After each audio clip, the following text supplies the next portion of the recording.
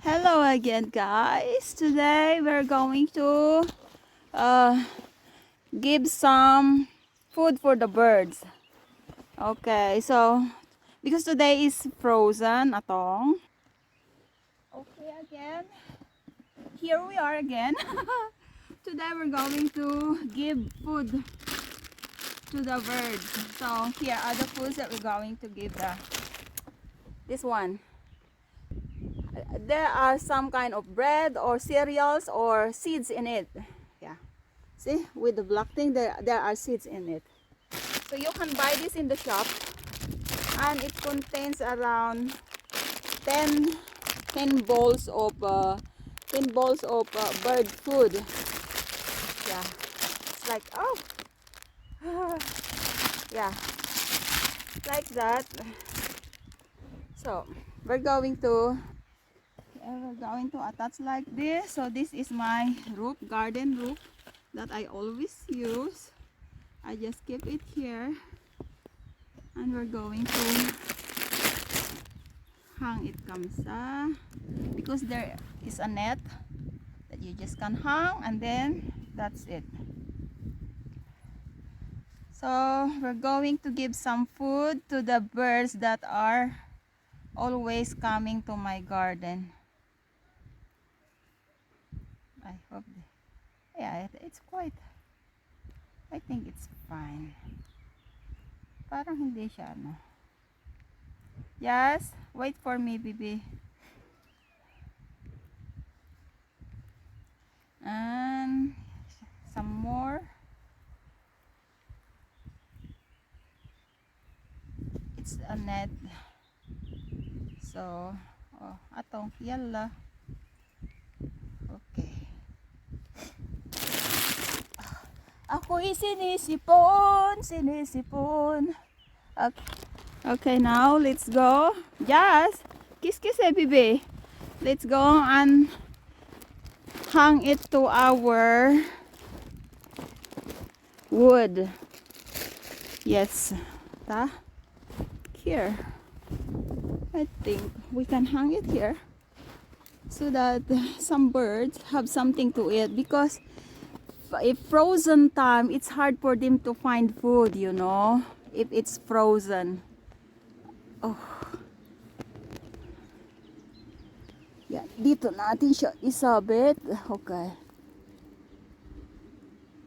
Yeah, like that. Atong. See? It's sabi-sabitizing na. Where is it? I cannot see. There. Oh, okay. So if the bird is stiff on here, so, okay.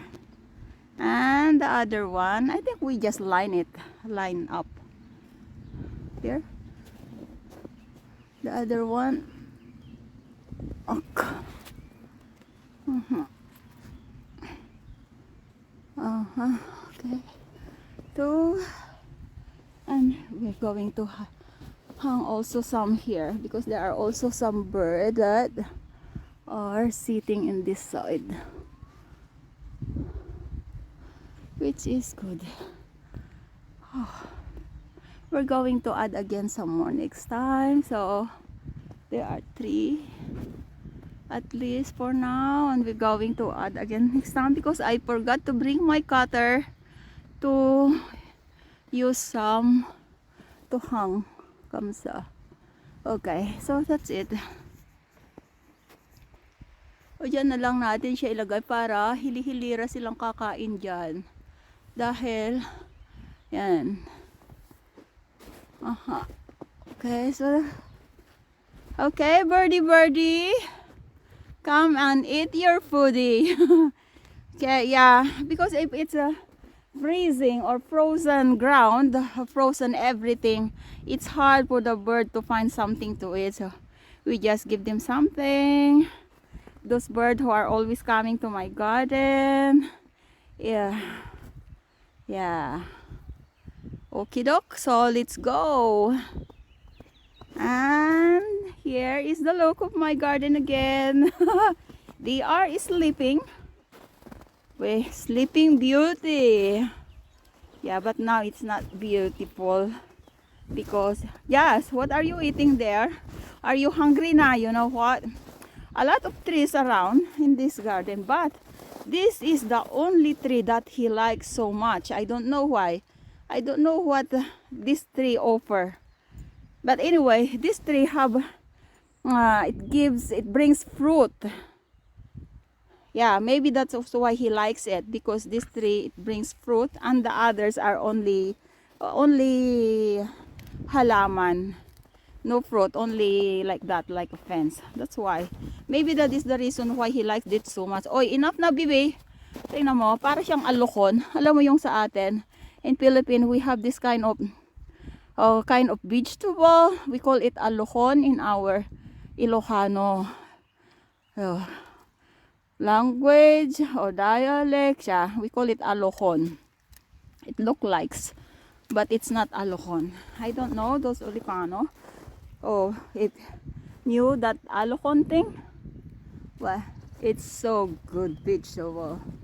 Okay, so this is it, pansit. Babush everyone, babush. Wish you all a wonderful day. Again, here we are again. Thank you again everyone for always coming and supported my channel. And I wish you all a wonderful life, good health, and stay happy and healthy. Babush, wish you all a wonderful life.